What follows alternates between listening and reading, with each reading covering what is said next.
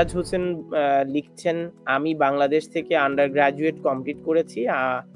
আমি কি ফ্যামিলি সহ ইউকে তে আসতে পারবো কিনা?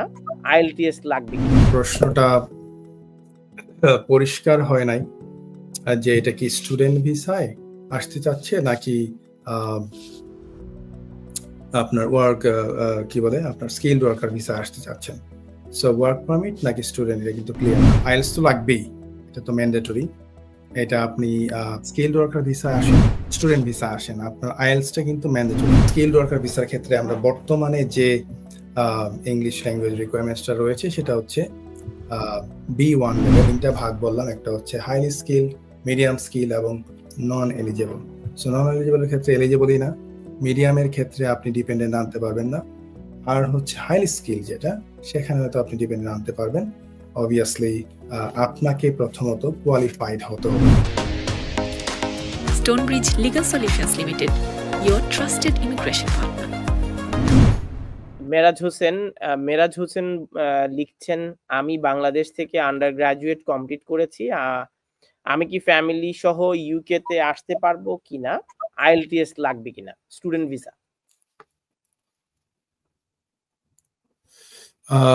আন্ডার গ্র্যাজুয়েট কমপ্লিট করেছি, ফ্যামিলি সহ আসতে পারবো কিনা ইউকে তে, আইএলটিএস লাগবে কিনা।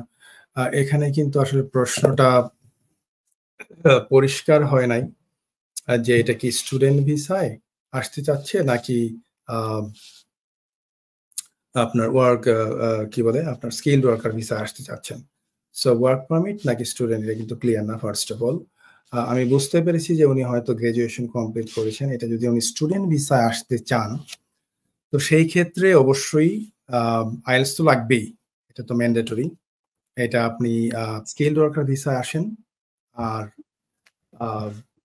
স্টুডেন্ট ভিসা আসেন, আপনার আইএলটিএসটা কিন্তু ম্যান্ডেটরি। আপনার ক্ষেত্র ভেদে হয়তো এটা আপনার একটু কম বেশি হতে পারে। আপনি যদি মাস্টার্স লেভেলে কোনো ইউনিভার্সিটিতে ভর্তি হতে চান সেই ক্ষেত্রে হয়তো মিনিমাম 6 বা 6.5 এর উপরে পেতে হবে আপনার আইএলটিএস-এ।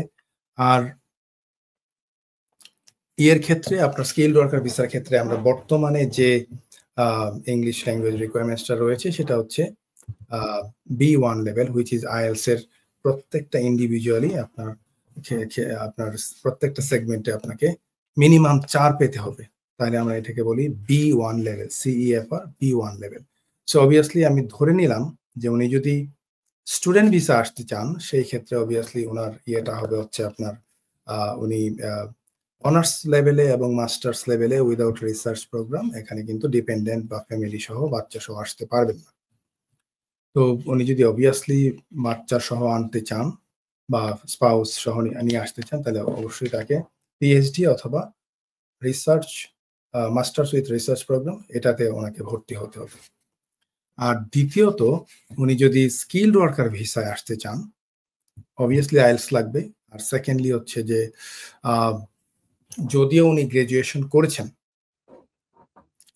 কিছু কিছু আমরা জানি যে যেই জবে উনি আসতে চাচ্ছেন যদি ফ্যামিলি সহ তাকে অবশ্যই যেই পজিশনটাতে আসতে চাচ্ছেন সেই পজিশনটা হতে হবে RQF লেভেল 6 এর পজিশন এবং যেগুলো হাইলি স্কিলড পজিশনে রয়েছে। সো আপনি এসওসি কোডের মধ্যে আমি যেই তিনটা ভাগ বললাম, একটা হচ্ছে হাইলি স্কিলড, মিডিয়াম স্কিল এবং নন এলিজেবল। সো নন এলিজেবলের ক্ষেত্রে এলিজেবলই না, মিডিয়ামের ক্ষেত্রে আপনি ডিপেন্ডেন্ট আনতে পারবেন না, আর হচ্ছে হাইলি স্কিল যেটা সেখানে হয়তো আপনি ডিপেন্ডেন্ট আনতে পারবেন। অবভিয়াসলি আপনাকে প্রথমত কোয়ালিফাইড হতে হবে।